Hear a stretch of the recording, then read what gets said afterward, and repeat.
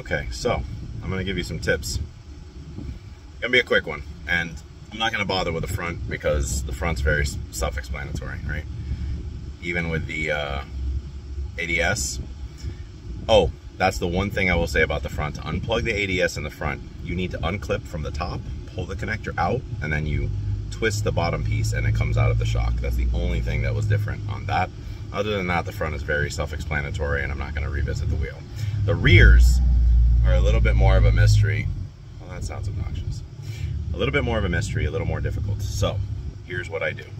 I've done so many springs on B8.5s that, you know, all on my own cars because I'm a maniac, but here's the thing. All you do, pull this 18,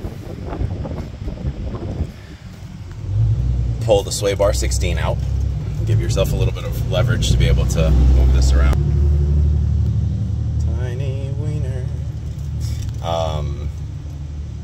Get that out.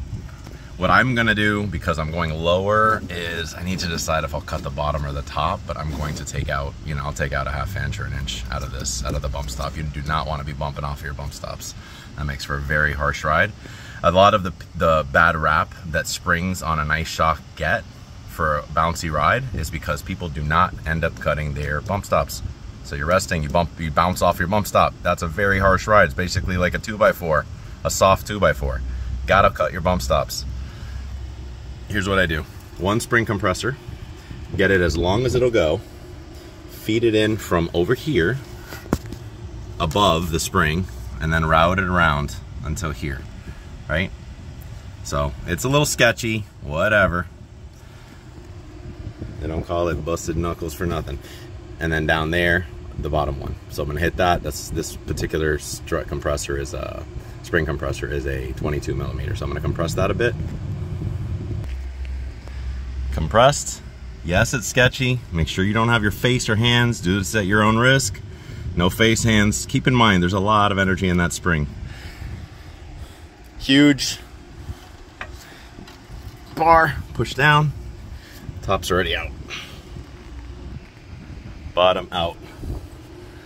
Spring can just drop out now. Again, do not put your finger between the spring and something that can bounce.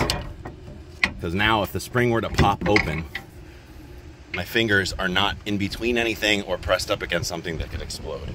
Okay, this is the sketchiest part. Okay, this is gonna be a short video, but old spring out, OE Sports. I'm gonna list these for sale. They came on the car and they just didn't lower it as much as I would like. Okay, blade, I cut it. Now I'll put a slit in it and get it off. Hopefully this part's still thick enough to hold itself up. If not, honestly, it's a dust shield. It doesn't really matter as long as it sits in there and it doesn't bind. So, key is not allowing it to bounce. You don't want it to bounce off of that. Okay, here's the secret. Both spring compressors, nice little even pressure. Toe strap. These are rated for a lot of pounds, way more than the spring is putting out. So, it's strong. I hook one end. Make sure you do not use the top or the bottom because they're gonna sit in the perches, and obviously you can't have you're gonna have a hell of a time trying to get that out once you release it. So, top and bottom, get creative, do at least two or three loops on each side. Shorter one would be better, but I don't do this very often. So, now that this is tied it off with this, the spring will stay short enough to be put back in easily. Again, I can't reiterate this enough. Do this at your own risk, and keep in mind, if that thing unlatches or unties itself, it will pop very hard. Do not put your face or your hands on either end of that spring while you're inserting it. Put it in very delicately. You could even do a way better job of tying off the strap than I do. I just like to try to make sure that it's easy to untie after. Okay, so what I do, sorry for the cutoff, what I do is I use my right foot on the breaker bar down.